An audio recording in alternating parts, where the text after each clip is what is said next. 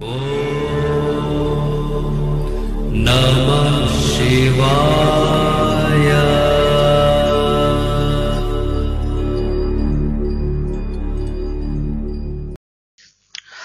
ओम नमः शिवाय। मैं हूं एस्ट्रोलॉजर के.एम. सिन्हा और आज हम बात करेंगे गोवर्धन पूजा के बारे में। गोवर्धन पूजा कब सेलिब्रेट होगा और गोवर्धन पूजा में क्या क्या उपाय करने चाहिए, इसको हम इस वीडियो में समझेंगे।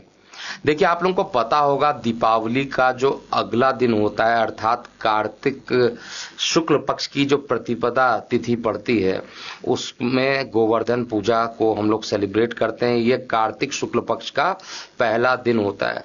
कुछ स्थानों पर इसको अन्नकूट यानी अनाज के ढेर या पड़वा या गोवर्धन पूजा, बाली प्रतिपदा, बाली पद्यमी या कार्तिक शुक्ल पक्ष प्रतिपदा के रूप में भी मनाया जाता है। देखिए, अन्नकूट हो या गोवर्धन पूजा हो, भगवान कृष्ण जी के अवतार के बाद द्वापर युग का प्रारंभ यहीं से हुआ था, इसलिए इसको सेलिब्रेट किया जाता है। इसमें घर के आंगन में क्या करना चाहिए, गाय के गोबर से गोवर्धन नाथ जी की अल्पना बनाकर उनकी पूजा करनी चाहिए। उसके बाद गिरिराज पर्वत को प्रसन्न करने के लिए उन्हें अन्नकूट का भोग लगाया जाता है। इस दिन मंदिरों में भी अन्नकूट का आयोजन जो होता है लगातार होता है। आप देखे होंगे कि जब गोवर्धन पूजा होता है तो काफी मंदिरों में भी इसका आयोजन होता है और प्रत्येक जगह आप देखिएगा तो घर में भी इसको बनाते हैं। गोवर्धन पूजा गाय के गोबर से अल्पना बनाई जाती है और इसकी पूजा की जाती है। तो सबसे पहले दर्शकों को यह समझ में आना चाहिए कि जो गोवर्धन पूजा है वो आखिर क्यों मनाया जाता है, उसका क्या इतिहास है, उसको समझिएगा। देखिए, पौराणिक कथा के अनुसार अगर आप देखिएगा तो भगवान कृष्ण ने इंद्र के प्रकोप से होने वाली लगातार बारिश और बाढ़ से पीड़ित खेतों और गाय को बचाने के लिए गोवर्धन पर्वत उठा लिया था। उसके बाद से ही गोवर्धन पूजा का पर्व मनाया जाता है और स्वयं भगवान श्री कृष्ण ने गोकुल के लोगों को गोवर्धन पूजा करने के लिए प्रेरित भी किया था और इंद्रराज के अहंकार का नाश कर दिया था पूरे तरीके से। तो इसलिए ये पूजा किया जाता है। अब सबसे इंपॉर्टेंट है कि पूजा तो हम लोग करते हैं, अन्न भी कूट लेते हैं, प्रसाद भी चढ़ा लेते हैं, लेकिन गोवर्धन पूजा पर क्या नहीं करनी चाहिए, क्योंकि एक भी गलती अगर आप करते हैं तो परेशानी होगी। तो आपको ये जान लेना चाहिए कि क्या करना चाहिए, क्या नहीं करनी चाहिए। तो गोवर्धन पूजा और अन्नकूट का आयोजन जो होता है बंद कमरों में बिल्कुल नहीं होता, इस बात का ध्यान दीजिए। गायों की पूजा करते समय भगवान कृष्ण की पूजा करना बिल्कुल ना भूलिए।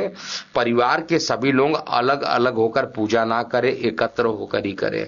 पूजा में सम्मिलित लोग काले रंग के वस्त्र बिल्कुल ना पहन कर आए, या तो हल्के पीले पहनिए या नारंगी रंग के वस्त्र पहनिए। गोवर्धन पूजा के दिन गाय और जीवों की सेवा जरूर कीजिए।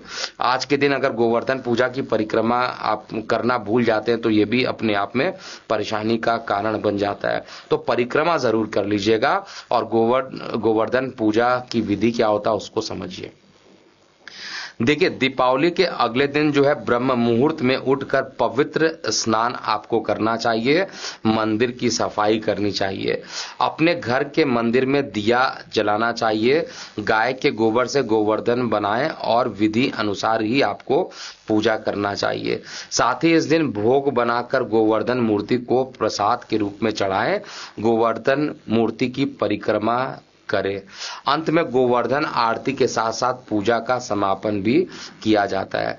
जो गोवर्धन पूजा है इस बार 14 नवंबर 2023 को गोवर्धन पूजा का जो मुहूर्त बन रहा है वो प्रातः काल 6:43 से लेकर 8:53 तक का है। कुल मिलाकर 2 घंटे 10 मिनट का ये मुहूर्त बन रहा है। प्रतिपदा तिथि जो रहेगी वो 13 नवंबर 2023 को रात्रि 2:56 से ये तिथि रहेगी और 14 नवंबर 2023 को रात्रि 2:36 पर यह तिथि समाप्त भी हो जाएगी। तो आपको ये समझ में आ गया होगा कि गोवर्धन पूजा में क्या किया जाए। अभी के लिए इतना ही। लगातार जुड़े रहने के लिए बहुत बहुत धन्यवाद। मैं हूं एस्ट्रोलॉजर के.एम. सिन्हा। ओम नमः शिवाय।